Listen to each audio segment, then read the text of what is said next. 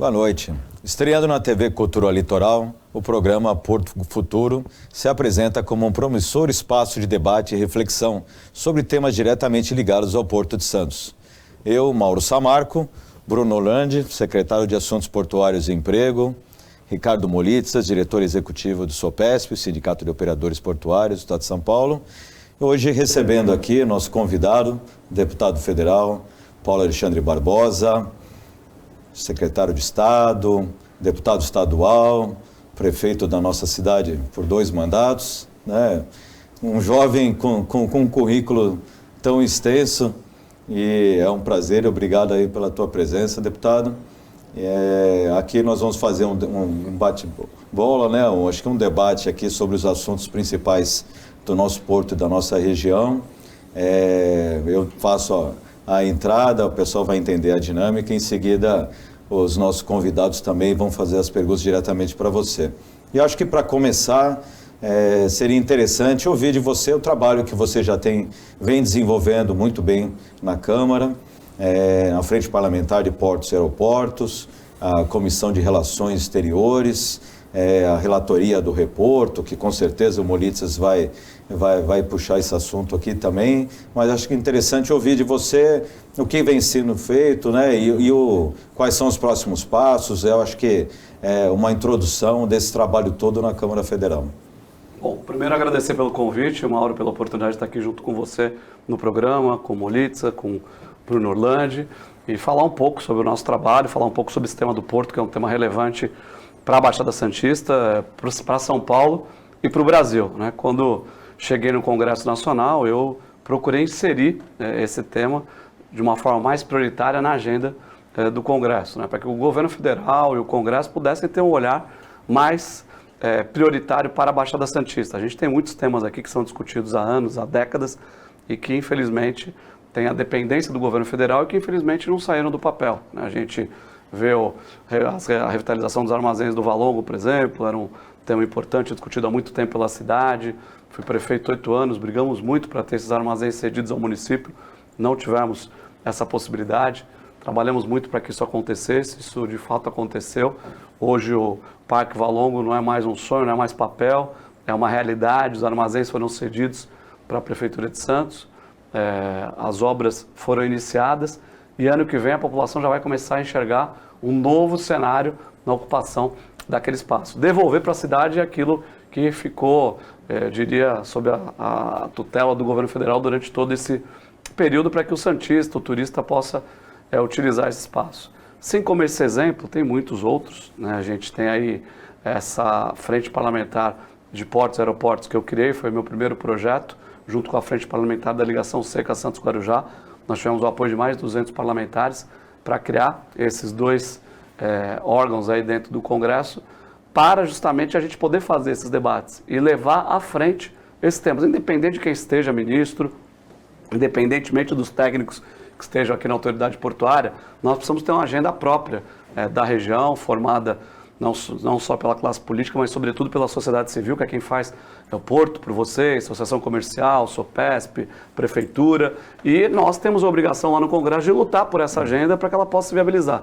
Então o Instituto da Frente Parlamentar foi justamente criado com esse objetivo, de viabilizar essas demandas, e estamos avançando, eu diria, a passos largos, com temas relevantes, para que a gente possa sair das discussões, sair dos seminários, sair das palestras e focar nas realizações. Eu digo muito, Mauro, Molitzas, Bruno, que a gente sabe o que precisa ser feito, né? Não é mais discutir, olha, quais são as prioridades, quais são as necessidades. Essa discussão já se alongou por um bom tempo, né? A gente já sabe qual a agenda prioritária para o Porto. O que nós temos que fazer? Executar, execução. Acho que essa experiência que eu tive também, essa vivência que tive oportunidade nas funções que eu ocupei, que como secretário de Estado, como prefeito, levar esse olhar para o Congresso, é importante para que a gente, com essa experiência executora, possa fazer com que essas coisas saiam do papel e se transformem em realidade. É isso que eu estou procurando fazer. Deputado, boa noite. Prazer recebê-lo aqui hoje. Nós sabemos que é importantíssimo para o setor privado, em especial, investimentos de infraestrutura. E o reporto é uma das modalidades que proporciona ao empresário a possibilidade de fazer grandes investimentos. Infelizmente, a legislação está no seu fim. O prazo de validade é agora, no final do ano. E nós temos acompanhado, o deputado é relator de um projeto para que o reporto possa continuar, o que seria de grande valia. Eu queria saber quais as possibilidades de que a gente possa, de fato, avançar com uma legislação que estenda o prazo do reporto e também se poderíamos contar com a possibilidade de trazer para atividades retroportuárias, que também necessitam de possibilidade de investimento. Olha, Bruno, excelente colocação. Primeiro é importante explicar para quem está em casa, o que é o reporto, né? O reporto, a gente que está no dia a dia conhece bastante, agora as pessoas que estão em casa é importante também saber. É um programa de incentivo fiscal do governo federal que desonera a importação de máquinas e equipamentos para expansão da atividade portuária. Então, a empresa que necessita fazer uma importação de máquina e equipamento, ela fica isenta do recolhimento dos tributos federais. O segmento portuário foi um dos segmentos que mais cresceu nesses últimos anos. Todos os anos a gente vê a autoridade portuária, os números divulgados demonstram recordes batidos anualmente. E essa capacidade de investimento das empresas, do setor privado, foi fundamental e é fundamental para garantir esses recordes. Quando a gente fala em recordes, a gente está falando em geração de emprego, a gente está falando em geração de renda, a gente está falando em crescimento econômico, que são premissas e demandas que o Brasil tem hoje como prioritárias, são necessárias. Então, esse incentivo ele já tem praticamente 20 anos, há 2 décadas dessa forma, e não há que se discutir nesse momento introduzir uma carga tributária inexistente para o setor. Nós temos no momento de discutir o quê? Redução de carga tributária para aumentar a competitividade. E não ao contrário, ampliar a carga tributária para que a gente seja menos competitivo e possa gerar menos emprego e renda. O que a gente quer é ser mais competitivo, atrair novos investimentos. E esse benefício ele tem vencimento agora para o mês de dezembro, então, ou seja, a partir de dezembro, nenhuma empresa poderá ter incentivo, poderá ter essa desoneração, usufruir da desoneração, o que é muito ruim. Então, tem um projeto no Congresso esticando esse prazo por mais 5 anos, eu fui nomeado relator dessa matéria. Nós vamos aí nos próximos dias já emitir o nosso parecer em relação ao projeto, obviamente que é favorável, não tem nem o que se discutir, e vamos pleitear inclusive a ampliação desse incentivo. Você tocou num ponto importante, que são as empresas retroportuárias, que têm essa necessidade também de fazer importação de equipamentos, de máquinas, que hoje não estão abrigadas dentro do incentivo. Então nós vamos buscar essa solução. A gente sabe que para garantir investimentos em qualquer área é fundamental que exista previsibilidade. Nenhuma empresa faz seu plano de investimento pensando na semana que vem, pensando no ano que vem. Sempre no médio e no longo prazo, muitas vezes 10, 20 anos. Então, se não há uma programação, como a empresa vai se planejar para investir, para importar, que só o tempo que demora para um equipamento muitas vezes chegar, para encomendar um equipamento, quer dizer, é preciso ter previsibilidade, segurança jurídica, para que o Brasil possa atrair, de fato, investimentos importantes. E eu sou um defensor dessa questão, inclusive acho que não deveria nem ser periódico o benefício, como foi renovado de 5 em 5 anos. Ele tem que ser permanente, né? Tem que se criar um artifício legal que permita que esse benefício esteja caracterizado bem, de forma muito límpida na legislação, em caráter permanente, né? Porque não dá para ficar de 5 em 5 anos com o pires na mão para aquele que estiver lá no governo, ou estiver no ministério, ou estiver na Câmara, para renovar o benefício. É preciso ter essa previsibilidade, segurança. Hoje, como é que está essa discussão no Congresso? O projeto de lei, que eu sou relator, ele está avançando e estou dialogando com o governo. Eu tive com o ministro Silvio Costa na semana passada e com o Robson Barreirinha, que é o secretário da Receita Federal. O incentivo, esse é um dado muito importante, que foi utilizado de fato pelas empresas, o benefício girou em torno de 250 milhões de reais, que é pífio, né? É irrisório. 0,8% do valor em relação ao valor investido, esses 250 milhões. Então, percebe-se que aquilo que o governo está fazendo é muito pouco perto do que as empresas estão fazendo. Então, não tem nem sentido a gente retroceder nisso. Nós temos que discutir essa ampliação e que ele possa ser perene. Então, essa discussão foi feita. Agora está estudando um formato legal para garantir agilidade na apreciação da matéria. Seja através desse projeto de lei que eu sou relator, seja através de uma nova MP encaminhada pelo governo ao Congresso, através de um novo projeto de lei encaminhado ao Congresso também pelo governo federal. O importante é que eu estou, além de ser relator dessa matéria, a gente está atento a essas discussões. Qualquer matéria que venha a ser discutida no Congresso, nós vamos ter uma ação importante para que ela possa ser aprovada de forma célere, porque não adianta todo mundo estar concordando no mérito. O próprio governo não discorda no mérito do reporto, acha que o incentivo tem que ser dado. Só que dependendo de como a forma é proposta, você pode inviabilizar o benefício para o ano que vem, porque isso tem que estar também na lei orçamentária do próximo ano, para que as empresas possam gozar do benefício. Então não dá para aprovar no afogadilho nos últimos dias, porque senão não vai ter a efetividade. Vai estar lá, legislação aprovada, e as empresas não vão poder utilizar do benefício para fazer a importação de máquinas e equipamentos. Então a gente está tratando esse tema com prioridade no Congresso e acredito que até o final do ano nós vamos ter aí, boas notícias para que esse benefício não tenha nenhuma interrupção e possa seguir trazendo e viabilizando investimentos importantes, não só para o Porto de Santos, mas para os portos do Brasil inteiro.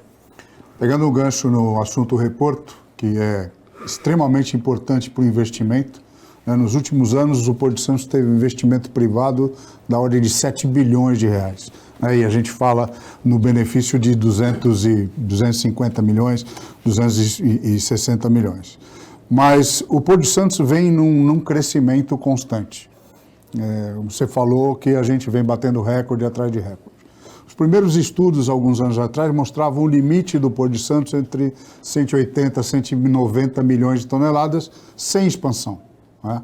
Então, nós já realizamos no ano passado 162 milhões. O agronegócio deve acrescentar na produção esse ano mais 50 milhões de toneladas. Então, isso mostra para nós que a necessidade da expansão do Porto de Santos. Nós temos algumas questões dentro do Porto Público, STS 10 em discussão, STS 53, mas temos também a possibilidade de expansão do Porto na área continental de Santos, através de terminais de uso privativo, terminais de uso privado. Qual a sua opinião sobre isso? Porque, assim, investimentos em infraestrutura, ele demora a ser feito, né? E geralmente o investimento ele precisa andar antes de você chegar num limite de capacidade. E o que nos mostra pelos estudos é que o Porto de Santos está muito próximo dessa capacidade. Qual a sua visão com relação a esse assunto da expansão do porto na área pública e na área privada? Deputado, eu vou só pedir para a gente fazer um rápido intervalo e enquanto você prepara aí a resposta, a gente volta logo depois do break.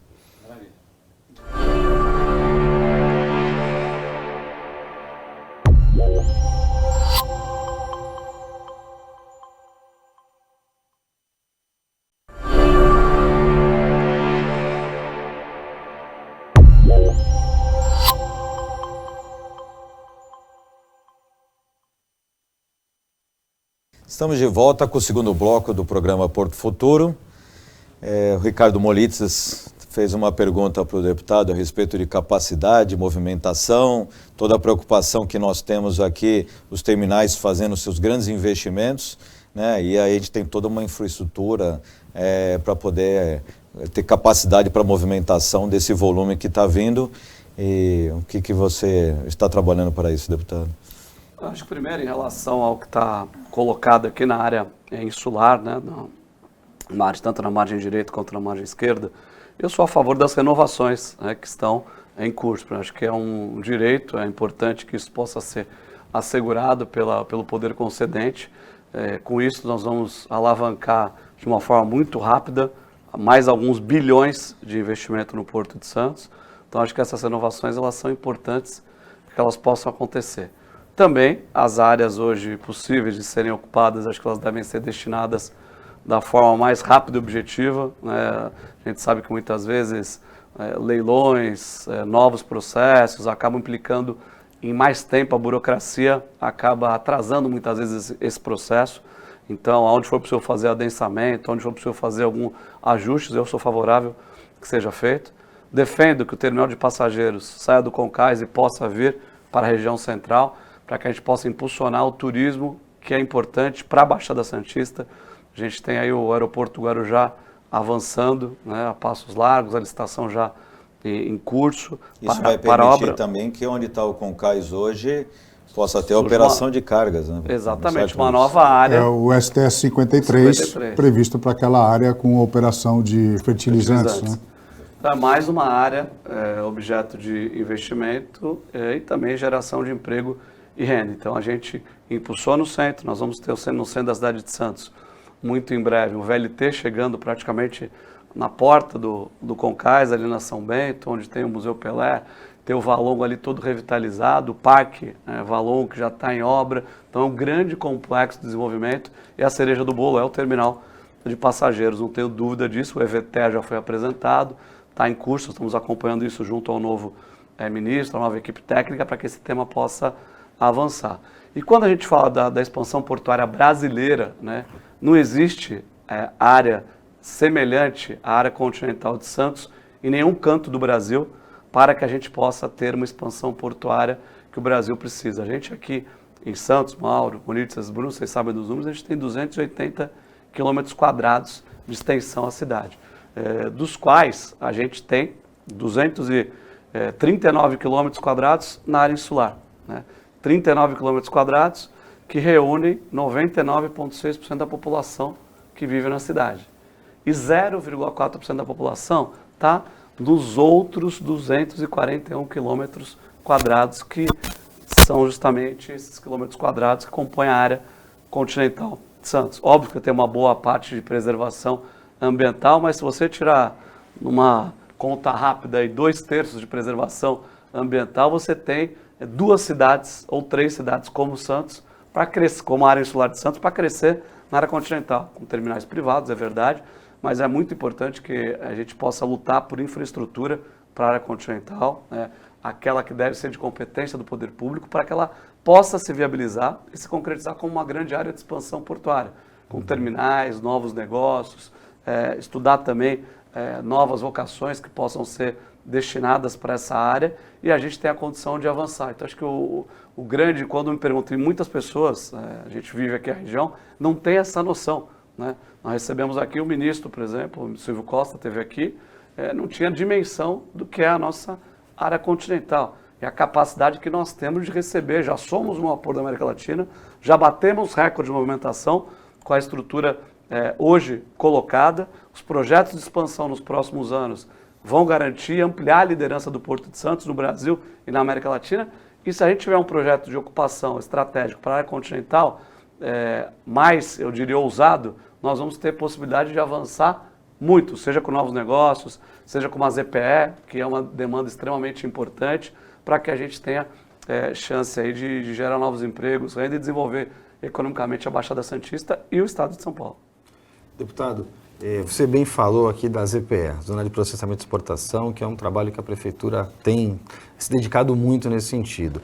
E a gente entende que a área continental de Santos, de fato, pode ser um divisor de águas por conta dessa relação porto-indústria, trazendo a indústria mais para perto do porto, diminuindo o custo logístico e, obviamente, no preço final, deixando o nosso porto e a nossa mercadoria cada vez mais competitiva.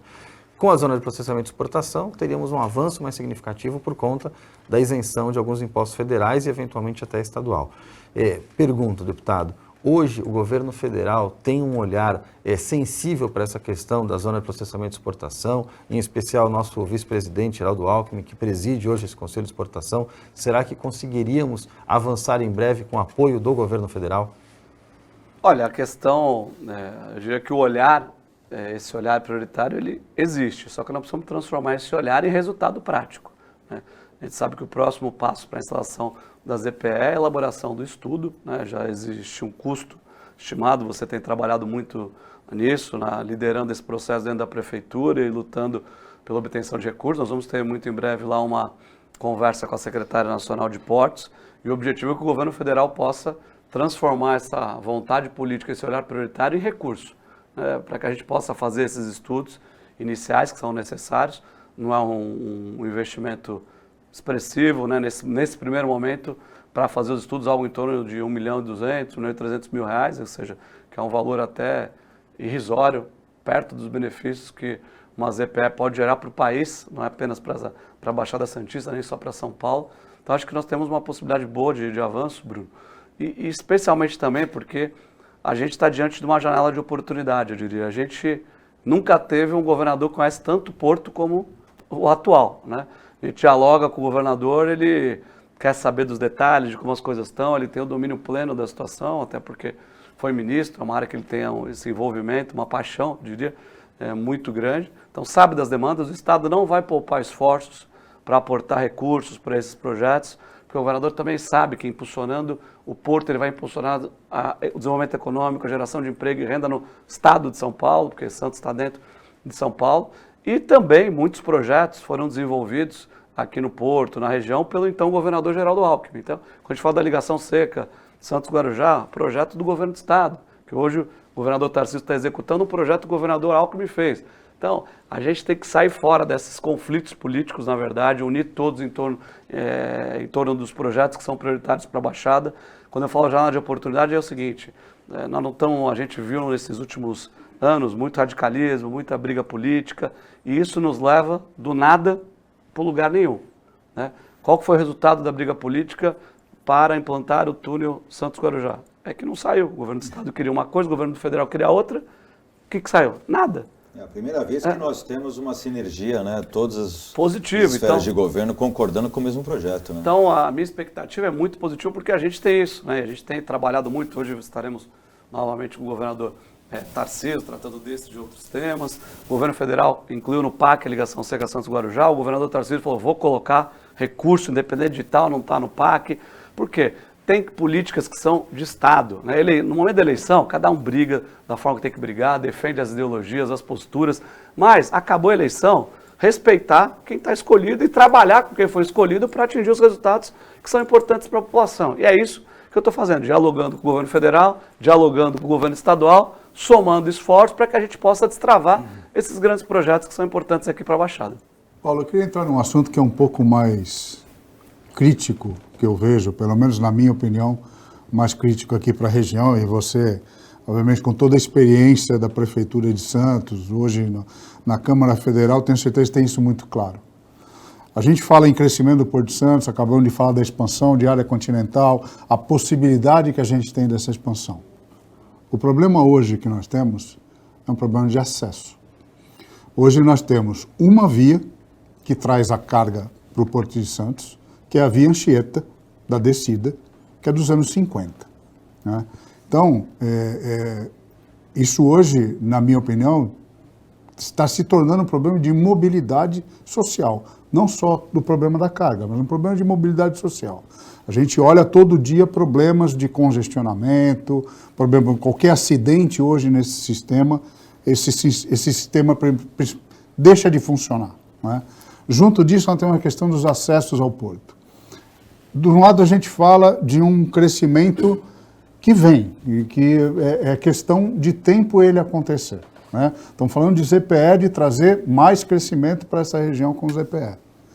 Agora, nós precisamos direcionar, na minha opinião, esforços para que a gente consiga fazer isso acontecer. E o que a gente tem de informação hoje é que não existe hoje uma decisão do governo do Estado, né, aparentemente de dois modelos que existem, da efetiva realização disso. E é uma obra de infraestrutura que leva entre 7 e 10 anos para acontecer. Qual a tua opinião com isso? O que nós podemos fazer em conjunto, como você falou, trabalhar em conjunto para fazer com que essas decisões sejam tomadas e que a gente inicie, né, a trabalhar nessa questão do acesso Planalto-Baixada, né? Porque assim, não querendo me estender, mas é um assunto que é preocupante. Você tem o maior equipamento de logística do país, né? Do outro lado você tem São Paulo, que é o maior PIB do país, e a gente hoje não tem uma condição logística adequada para essa região. Qual a tua opinião sobre isso? Olha, excelente pergunta, Molite. Você tem toda a razão. Primeiro, quando a gente fala de acesso, é bom a gente recuperar o histórico, a memória, né, do que foi a segunda pista da Imigrantes. Hoje, nós estamos correndo atrás do tempo, com muito atraso, fazendo esses acessos aqui na chegada à Baixada. Porque você deve se lembrar que quando foi licitada a concessão da segunda pista da Imigrantes, ela foi licitada e foi deserta 2 ou 3 vezes. Ou seja, ninguém se interessou em fazer. O que o governo do estado fez? para que ela pudesse se tornar atrativa e as empresas pudessem participar. Foi retirando obrigações que eram previstas originalmente no edital. Então essas obras de acesso, quando a gente fala da entrada da cidade de Santos, isso aí devia ter sido feito junto com a segunda pista. Muitas dessas obras estavam no caderno de execução, só que os valores praticados, né, de investimento eram inviáveis, não foi atrativo para o mercado, o governo foi tendo que retirar investimento para que aparecesse alguma empresa e fizesse a segunda pista. Então hoje o que a gente faz é correr atrás daquilo que foi retirado nesse edital que promoveu a segunda pista. Hoje está mais do que claro, não só pelo presente, mas especialmente também pelo futuro, pela projeção, que nós precisamos de uma terceira ligação, uma terceira pista, não há dúvida, né? Mais do que isso, não só a terceira pista, mas também, se a gente fala da área continental, a ponte é fundamental, é importante. Quando as pessoas falavam, olha, é ponte ou túnel, eu falava que era a discussão do atraso. Porque, quer dizer, não é ponte ou túnel. Prestes mais de 100 anos falavam que tinha que ter 3 ligações entre as margens. Não fizeram nenhuma. Então tem que ser as duas, porque uma vai ter uma vocação de mobilidade urbana, turística, etc. A outra vai ajudar a viabilizar essa área continental que todos nós estamos falando aqui, na importância. Então nós temos que lutar. E a gente fala, são sonhos, olha, mas o investimento, você falou de um número agora, nos últimos anos o Porto gerou aí quase 7 bi, né? Você colocou. Uma obra dessa não custa isso.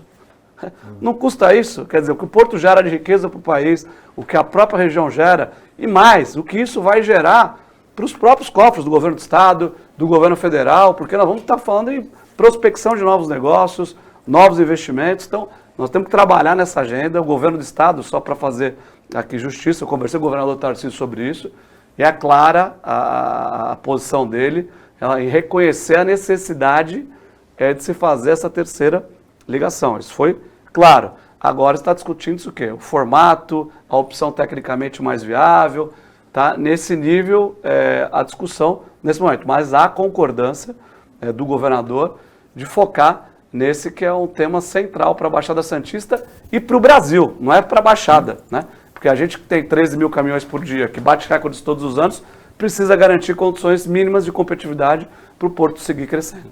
Esse tema é muito importante, eu acho que a gente ainda precisa voltar um pouco nele, mas vamos fazer um breve intervalo e voltamos para o terceiro bloco em seguida.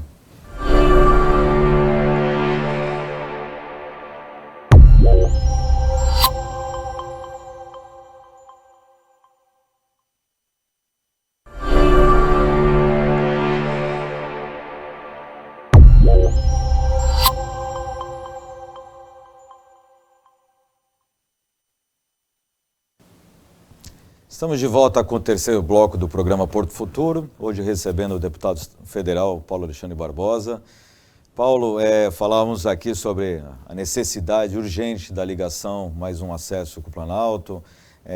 Acho que a oportunidade também não só de discutir ligação via Sistema Anchieta Imigrantes, mas ligação com a área continental através do projeto Via Verde. E tem a questão também que a gente discute muito os problemas com a Alemoa. Entrou agora em funcionamento a operação aí da FIPS, com todo o seu caderno aí de obrigações, que envolve também o viaduto da Alemoa. A gente ainda precisa de mais uma obra ali, que é o viaduto de saída, que está sendo discutido também a possibilidade do governo do estado fazer esse investimento. E eu acho que a prefeitura também tem feito um grande trabalho, né? O secretário Bruno Orlandi está diretamente envolvido nessas discussões. O que a gente pode trabalhar junto, o que a gente pode trazer com o governo federal. Parece importante a área, acho que o presidente Pomini fala em ter uma revisão de poligonal, talvez até uma possibilidade, quem sabe, de discutir a Alemoa entrando para a poligonal do Porto, acho que talvez para ter investimentos contínuos dali federal, porque afinal aquilo é uma área de movimentação direta do Porto de Santos. Olha, essa é uma questão importante. A Alemoa tem empresas que são fundamentais para o desenvolvimento portuário do Brasil, não só do Porto de Santos. Então, nós tivemos aí essa semana com a Rumo, né, com toda a equipe, tive uma reunião em São Paulo, com o presidente Pomini, tratando do caderno de investimentos que a FIPS tem, né, que são investimentos estratégicos e importantes, cronologia desses investimentos, acelerar. Da parte do governo do estado, o prefeito Rogério teve também com o governador Tarcísio, se comprometeu a aportar recursos para fazer as obras que são necessárias ali na Lemoa. O governador conhece esse problema, sabe das dificuldades. Recentemente teve aquela crise com os caminhoneiros, né, em função da falta de condições também naquela área, há o compromisso do governador de repassar recursos para que a gente possa solucionar esse problema. O projeto inicial da entrada da cidade estabeleceu um viaduto, né, que foi feito, já foi construído, mas a gente sabe que há necessidade de uma melhor infraestrutura, melhorar o acesso ali para as empresas, para os caminhoneiros, enfim, para o contexto portuário. E a gente vai ter aí a participação do governo estadual e também do governo federal. Minha missão é promover essa articulação para que a gente tenha a execução desses investimentos o mais rápido possível. Paulo, nós sabemos que um dos grandes instrumentos que as prefeituras de Santos e Guarujá utilizavam para participação na gestão do Porto de Santos era o Conselho de Autoridade Portuária, quando ele tinha um caráter deliberativo.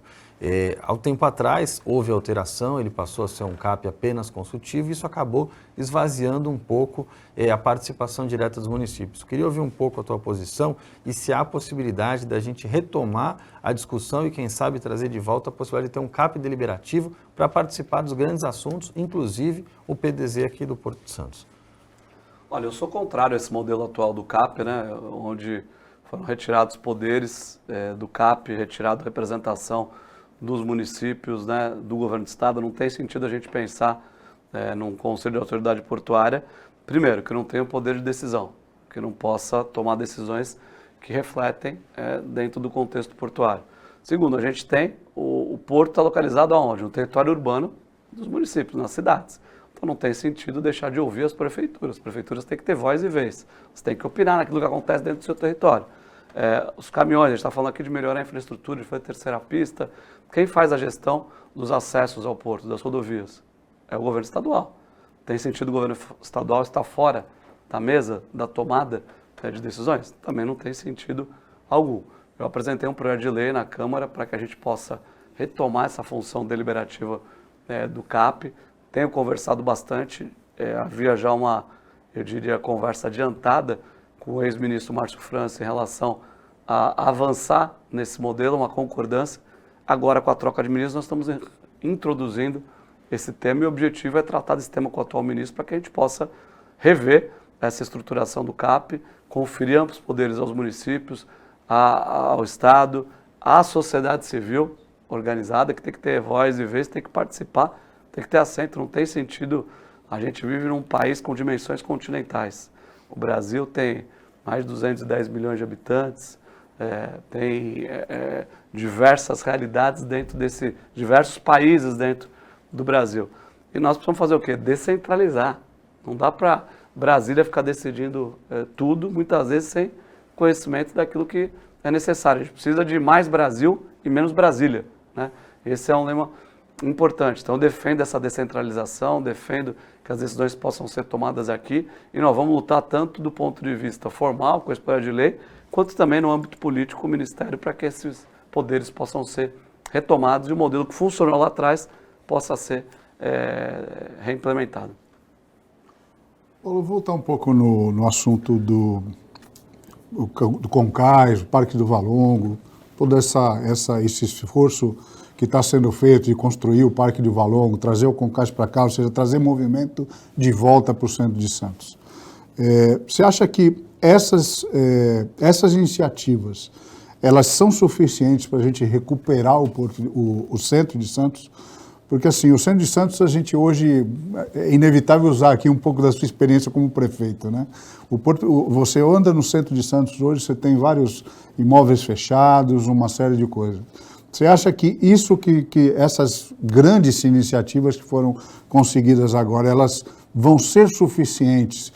Ou outras ações nós precisamos para trazer de volta o centro de Santos, né, na movimentação que tinha há anos atrás, de você ter escritórios, restaurantes, hoje que caiu muito isso, talvez a pandemia tenha ajudado um pouco nessa situação também, né? Mas você acha que isso é suficiente? O que mais que a gente precisa fazer? Olha, essas ações, o Parque Valongo, a transferência do terminal de passageiros para o centro da cidade, para o Valongo, são ações imprescindíveis, são necessárias. mas não são suficientes. É necessário que a gente tenha um plano que existe, com um conjunto de ações a serem desenvolvidas. Primeiro, as pessoas, as experiências mundiais mostram que ninguém vai onde não tem transporte público de qualidade. Nós precisamos ter um transporte público de qualidade. O VLT vai cumprir essa premissa. Então, as pessoas vão poder chegar no centro da cidade a qualquer hora, com segurança, com conforto, né, fazendo o deslocamento ali pelo Valongo, por todos os bairros aí, vai passar pela João Pessoa, Constituição, Amador Bueno, Praça da Rodoviária, vai chegar na rodoviária, o VLT, enfim.